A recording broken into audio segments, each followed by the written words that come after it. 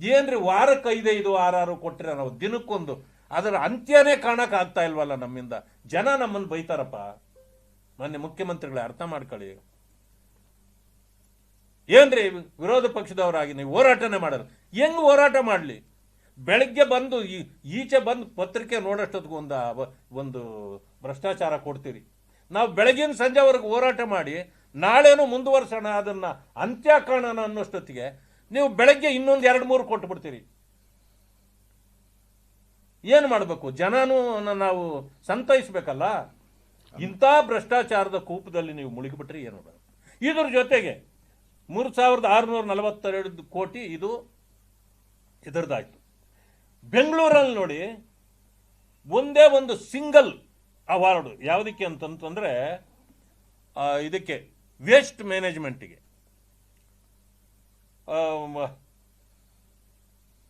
Waste ಮ್ಯಾನೇಜ್ಮೆಂಟ್ಗೆ ಡೆಬ್ರೀಸು ಇದನ್ನು handle ಮಾಡಲಿಕ್ಕೆ 1714,000 ಕೋಟಿ ರೂಪಾಯಿನ ಒಂದು ಸಿಂಗಲ್ ಫರ್ಮ್ಗೆ ಕೊಟ್ಟಿದ್ದಾರೆ. ಅದು ಏನು? ನೀವು ಇನ್ನೆಷ್ಟು ವರ್ಷ ಇರ್ತೀರಿ? 2 ವರ್ಷ.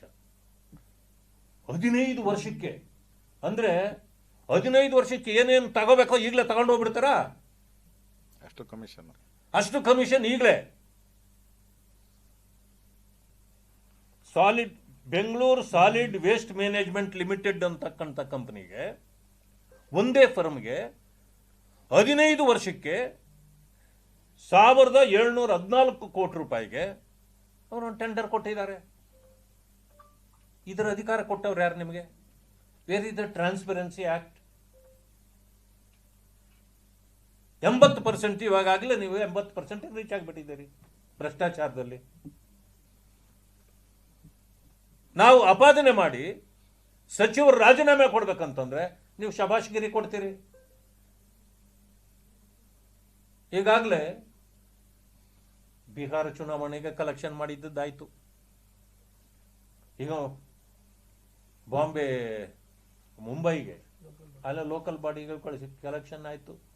ಆದ್ರೂ ನಿಮ್ಮ ಯೋಗ್ಯತೆ ನೋಡಿ, ಜನ ನಿಮ್ಮನ್ನು ಮರೆತು ಬಿಡ್ತಾ ಇದ್ದಾರೆ. ಕಾಂಗ್ರೆಸ್ ಅನ್ನ ಹೋಗ್ಲಿ, ಹೆಸರಾದ್ರೂ ಬದಲಾಯಿಸ್ಕೊಳ್ಳಿ ನಿಮ್ಮ ಸ್ಟ್ಯಾಂಡರ್ಡ್ ಸರಿಯಾಗಿ. ನಿಮ್ಮ ಸ್ಟ್ಯಾಂಡರ್ಡ್ ಏನಂತ ಗೊತ್ತಿದೆಯಲ್ಲ, ಆ ಸ್ಟ್ಯಾಂಡರ್ಡ್ಗಾದ್ರೂ ಬದಲಾಯಿಸ್ಕೊಳ್ಳಿ. ಮಹಾತ್ಮ ಗಾಂಧಿ ಅವರು ಹೇಳಿದ್ರಲ್ಲ,